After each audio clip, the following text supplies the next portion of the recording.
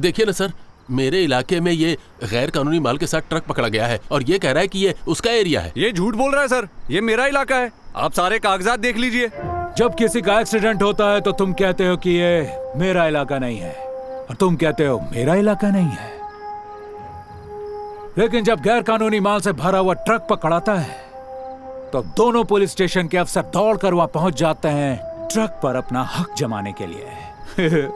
गैर कानूनी चीजों की महिमा, सही कहा ना? अब दोनों यहां आ ही गए हो तो सारा माल आपस में आधा आधा बांट लो। ताला खोलो। खोलते हैं सर।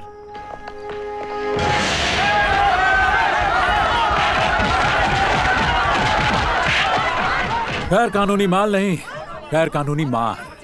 बिना किसी चालान के आए ये लोग। ज्यादा पिटाई की जरूरत नहीं, एक दो झटके काफी है बिना रिजर्वेशन के ऊपर पहुंचाने के लिए। सर, सर, बचाओ, बचाओ, बचाओ, बचाओ, बचाओ।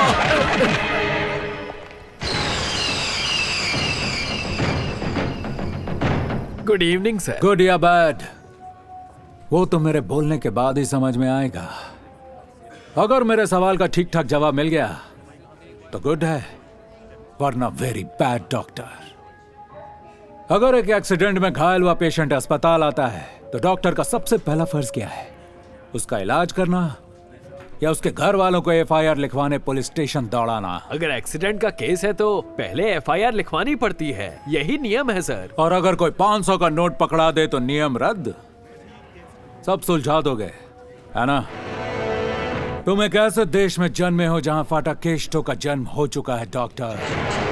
अब यहां तुम्हारे लिए कुछ नहीं रखा। Very bad in fact. तुम्हारा ब्लड ग्रुप क्या है? हाँ, ए, सलाइन, वाटर, ऑक्सीजन और ए ब्लड ग्रुप का तुरंत इंतजाम करो। क्या हुआ सर? मैं तुम्हें धोऊंगा, उसके बाद तुम्हें इसकी सबसे ज्यादा जरूरत पड़ेगी, इसीलिए अभी से सारे इंतजाम करवा रहा हूं। सरकार ने एक नियम बनाया है कि तुम किसी जाली केस में ना फंस जाओ, और तुम क्या कर रहे हो? उन नियमों की जड़ों का इस्तेमाल अपने फायदे के लिए कर रहे हो। डॉक्टरी का खर्च निकालने के लालच में अगर यह भ्रष्टाचार हद से ज्यादा बढ़ गया ना तो इसकी टहनियां काट दूंगा, और अगर ये सारी हदें पार कर गया तो मैं इसे जड़ से उखाड़ फेंक दूंगा। ये किसी निकम्मे का बनाया हुआ सुनहरा बंगाल नहीं, ये मुख्यमंत्री का बनाया हुआ सुनहरा बंगाल है, जिसका एक टुकड़ा भी नकली नहीं हो सकता। ये खालिस सोने का है, 24 कैरेट, और यह है फाटा केस्टो का कोर्ट ऑर्डर।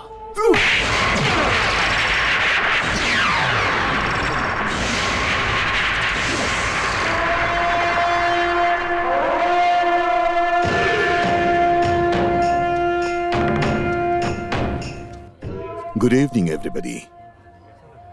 आप सबने मेरा इनविटेशन स्वीकार किया और यहां पर पधारे, इसलिए मैं लाइफलाइन की तरफ से आप सबको शुक्रिया अदा करना चाहता हूं।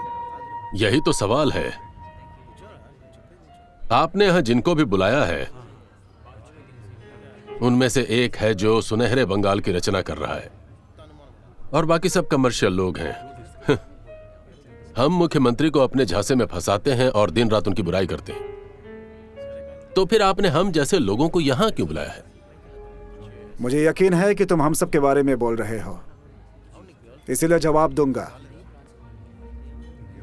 आप सब रात को सोने से पहले यही सोचते हैं कि मुख्यमंत्री को खत्म कैसे किया जाए, और सुबह बिस्तर छोड़ते ही मुख्यमंत्री को गालियां देना शुरू करते हैं। गालियां मैं भी देता हूं, लेकिन फर्क सिर्फ इतना है कि आप लोग सीएम को गालियां देते हैं उनके ऑफिस लॉबी में, और वो सब कुछ सुन भी सकते हैं, और मैं उन्हें गालियां देता हूं बाथरूम में नहाते नहाते। मानो कि बाथरूम सॉन्ग ही गा लेता हूं। मेरी बीवी के सिवा और कोई नहीं सुनता उससे। लेकिन आपका इस्तेमाल करके मिस्टर बर्मन उनके स्टेट में घुस चुके हैं। राज्य के हित के लिए और मुख्यमंत्री को बर्बाद करने के लिए उन्होंने फंड में लगभग 10,000 करोड़ दिया है। मैंने जो 10,000 करोड़ का डोनेशन दिया है वो कोई राज्य के हित के लिए नहीं, इस राज्य को खरीदने के लिए एक रजिस्ट्रेशन फीस है। मुख्यमंत्री ने जो सपना देखा है, कल वो एक भयानक सपना होगा। और उस भयानक सपने के आप एक एक बनेंगे शेयर होल्डर। अरे आप तो बिल्कुल ही दोगले आदमी निकले। आप तो सांप को भी दूध पिला रहे हैं और मेंढक को भी पाल रहे हैं। बिल्कुल नहीं, मैं मेंढक को थोड़ा प्यार दे रहा हूं और फिर उसे सांप के निगलने के लिए छोड़ दूंगा। मेरा काम सांप को मारना नहीं, मैं तो बस सपेरा हूं। तो आपको सबसे पहले उस फटाकेस्टो को रास्ते से हटाना होगा, क्योंकि मुख्यमंत्री की सबसे बड़ी ताकत है फाटाकेस्टो। अगर उसे रास्ते से हटा दिया तो मुख्यमंत्री अपनी सत्ता ही खो बैठेंगे। फाटाकेस्टो को मारने का ब्लूप्रिंट हमारे लाइफलाइन की लैबोरेटरी में बन चुका है। ये राज्य मुख्यमंत्री का नहीं होगा और ना ही फाटाकेस्टो का, ना आम आदमी का होगा। ये राज्य बनेगा कैपिटलिस्टिक और इस पर राज करेगा लाइफलाइन।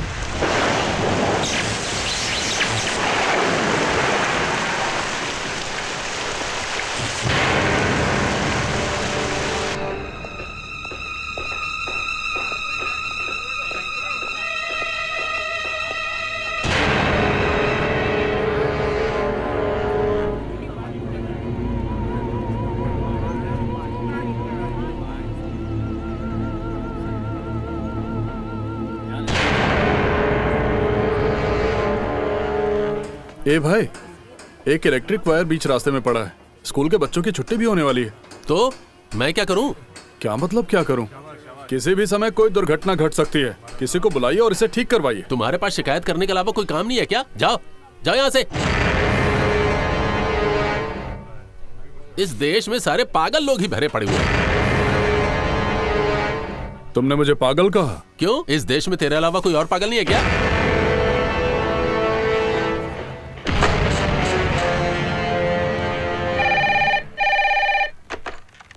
Hello, electric supply. यहाँ इंदिरा नगर में जहाँ लाइफलाइन का काम चल रहा है, वहाँ एक इलेक्ट्रिक वायर टूटकर गिर गया है। फिलहाल ऑफिस में कोई नहीं है, आते ही बता दूंगा।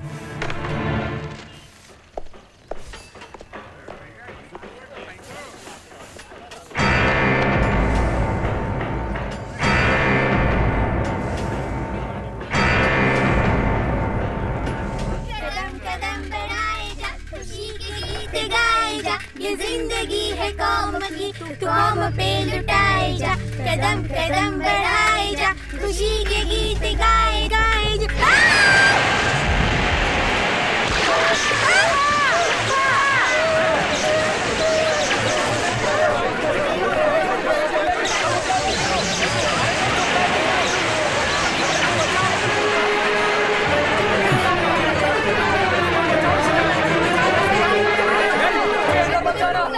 क्या हुआ भाई? जरा हटा तो।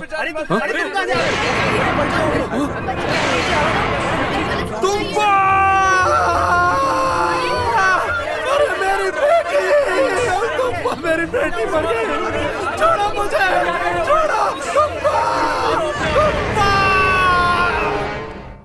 आज यहां इस वक्त बंगाल का एक नया जन्म होने जा रहा है और उस बर्थ सर्टिफिकेट पे साइन करेगा ये लाइफलाइन। उससे पहले मेरी बेटी के डेथ सर्टिफिकेट पर साइन करो।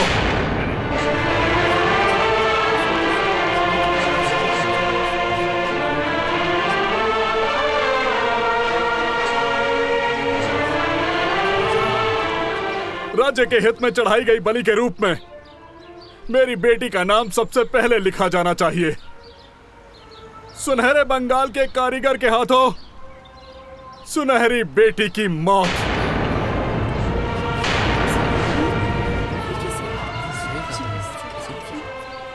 सड़क पर इलेक्ट्रिक वायर टूटकर गिरी हुई थी। मैंने आपके आदमी से कहा उसे ठीक करवाने के लिए, कहा बड़ी समस्या हो सकती है। उसने मेरी बात ही नहीं मानी और इसकी मैंने कंप्लेंट भी की थी। क्या इसके लिए मुझे इतनी बड़ी सजा मिलेगी? गले में सुनहरा मेडल लटकाए हुए मेरी बेटी यहाँ मरी हुई पड़ी हुई है। देखिए, आप सब लोग इसे देखिए। ठीक है, इसे अभी यहाँ से ले जाओ। इस मामले को बाद में देखते हैं। नहीं, मैं इसे कहीं लेकर नहीं जाऊंगा। मुझे जवाब चाहिए। राज्य के नागरिकों को मारकर कौन से राज्य की उन्नति हुई है बताइए, और राज्य में आखिर रहेगा कौन? जवाब दीजिए मुझे। सुनहरा बंगाल बनाने का सपना मैंने भी देखा है, लेकिन गले में सुनहरा मेडल लटकाए अपनी बेटी का मरा मुंह देखकर कोई भी बाप फिर सपना नहीं देखना चाहेगा, कभी सपना नहीं देखेगा। मुझे मेरी बेटी वापस दे दो, मेरी बेटी वापस दो, और मैं आपके सुनहरे बंगाल को नमन करूंगा, नमन करूंगा आपके सुनहरे बंगाल को। पुलिस, इसे यहाँ से धक्के मार के निकाल दो। छोड़ो मुझे, हटाओ। कोई हाथ नहीं लगाएगा इन्हें। इनके मन में जो आता है वो करते हैं। रास्ते पर इतने खड्डे हैं कि उन पर कोई चल भी नहीं सकता है। इससे पहले 3 एक्सीडेंट्स हो चुके हैं। एक छोटी बच्ची मर गई है, लेकिन तुम लोगों को शर्म तक नहीं है।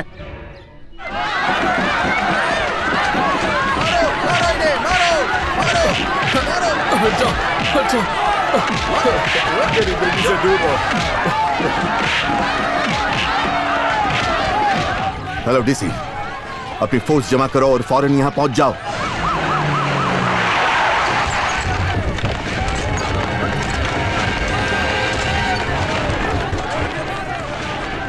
ये क्या कर रहे हो? क्या कर रहे हो?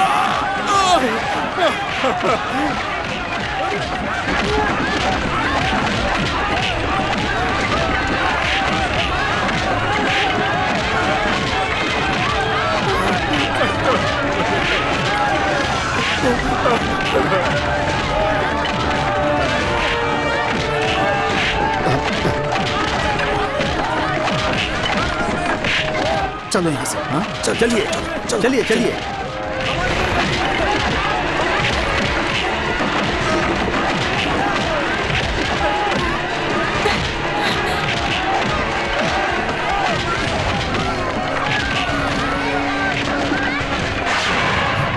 अपना कैमरा बंद करो। क्यों? तुम यहाँ वीडियो नहीं शूट कर सकते। अगर पुलिस वाले लाठीचार्ज बंद नहीं करेंगे तो मेरा कैमरा भी बंद नहीं होगा। पुलिस लाठी चार्ज करती है जरूरत पड़ने पर, तमाशा खड़ा करने के लिए नहीं। और रिपोर्टर्स अपने कैमरा से यही सब दिखाने का काम करते हैं, शादी की फोटो नहीं खींचते।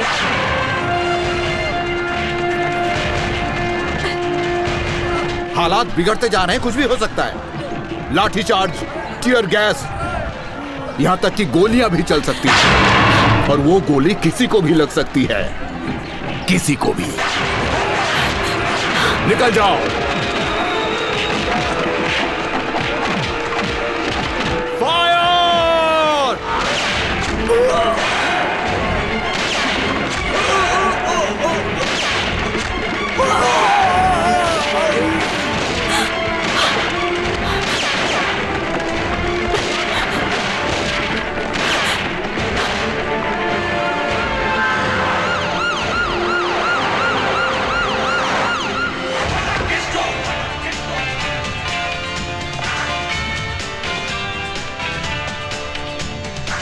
Good morning sir. Good morning या बैड मॉर्निंग, इसका फैसला अभी नहीं कर सकता।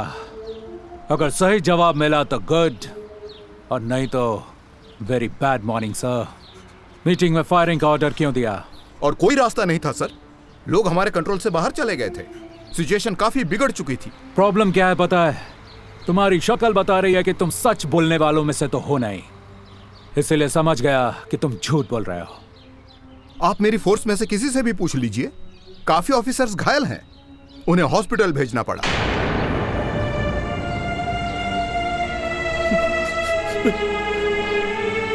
सर, मेरी छोटी सी बेटी इनकी वजह से हुए एक्सीडेंट में मारी गई, और फिर भी पुलिस हम पर लाठी चला रही है, गोलियां चला रही है। देखिए ना हमारी क्या हालत कर दी है साहब।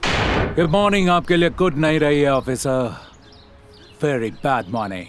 सर, तुम तो जानते हो मैं हमेशा क्या कहता हूँ, भगवान का नाम बाद में लेता हूँ, उससे पहले भून के रख देता हूँ।